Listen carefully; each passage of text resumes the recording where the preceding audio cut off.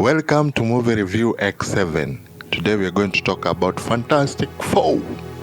These people are just changing from older to future. They were not born heroes. They were ordinary, brilliant, yes, but human, bound by ego, curiosity, and that persists human itch.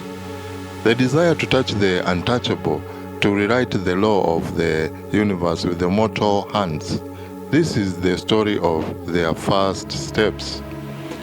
Not a tale or a glory, but one of transformation, sacrificing and the hunting cost of knowledge. Imagine a world where science is no longer a tool, but a key. And that the key unlocks something we were never meant to open. In New York City, beneath the towering storyline in the buzzing concrete, utters of innovations and ambition. Four-mind courage. Read Richard, the man with the equation in his vein. His eyes don't just see atoms, they rearrange them. His brain burns with the vision of quantum bridge and interdimensional corridors. But genius is a double-edged sword. Next to him, Sue Storm, a brilliant, cloaked in calm, a force of intuition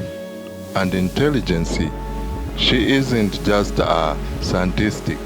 She's the pulse, the soul of the experiment, the one who believe they are more understanding the universe than numbers alone.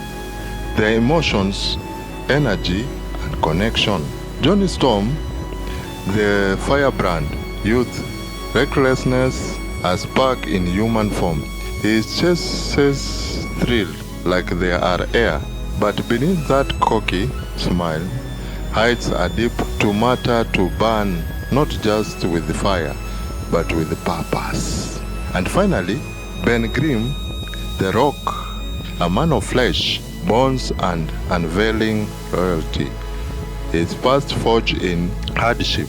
His heart armed by scars you can't see. He is the anchor, the guardian, but even the strongest stone can crack. Their mission to break the boundary between worlds, not with magic, but with math, not with faith, but force. They call it the jump, an experiment to reach another dimension. The quantum zero, a place where the law of physics collapse and reform like cosmic origami, a realm where evolution is whispered, not written, but here is the truth the textbook forget to tell. The universe watches. And when you knock a door that should remain sealed, sometimes it answers, not with a greeting, but with a scream. The portal flared light, blinding blue and alien. Swallow them all, molecules converse, cell wept, time stretched like tough, their bodies twist, reshaped by something ancient, something alive. They didn't return the same, the return changed. His mind now mirrors his body, stretching endlessly. Fluid, brilliant but detached away, calculating away distance as if humanity had been thinned. Sue can vanish literally, but her real power, seeing the invisible's emotions, frequencies, fear, anger, lodging. She is no longer just observing the universe. She is shielding himself from it. John, no longer just metaphorically on fire. His skin erupt with the flame, his heart pound like a sun, a man gifted with power, yet forever itches from the losing control.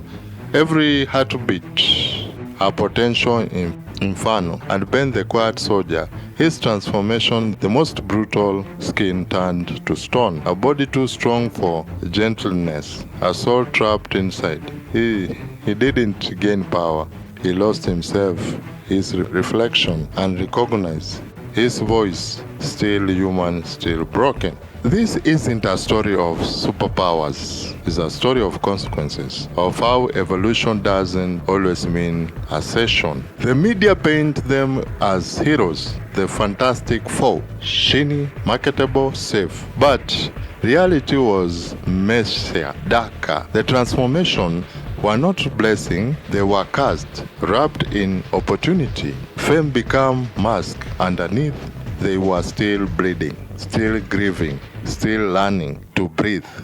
Reed isolated himself in his lab, running endless simulation, not to save the world, but to fix what he broke. Every night, he stared at Ben's photo. Every night, he whispered, "I'm sorry."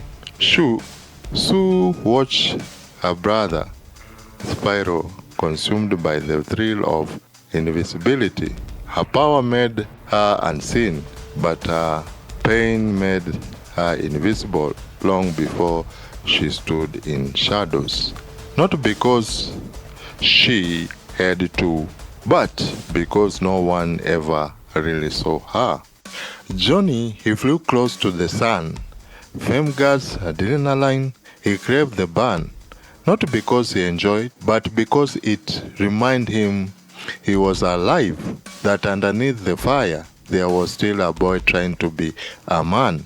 And Ben stood on rooftop in the rain, hoping the storm would wash him away.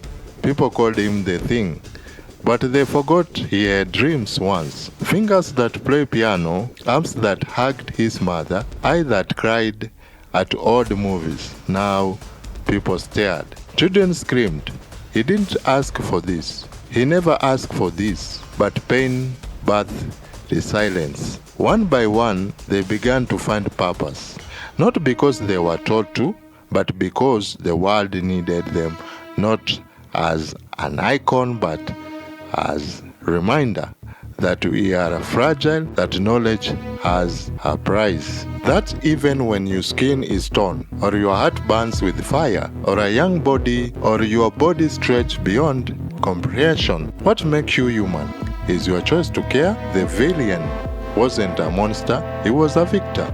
Victor Von Doom, a genius, a peer, a friend, until ambition consumed him. He didn't want to explore the quantum zero, he wanted to conquer it, to rule the unknowledgeable, to forge a kingdom where he was God and fear was low. He returned changed like them, but colder, calculated, his soul's siphoned by the dimension dark pulse. He wore armed forged from the void, a mind now weapon, and yet behind that mask was still a boy who once laughed with Reed, argued with Sue, dared Johnny, and confined in Ben. He wasn't just a villain, he was a warming. When they crashed, it wasn't hero versus villain, it wasn't belief versus obsession, purpose versus pride, humanity versus ego.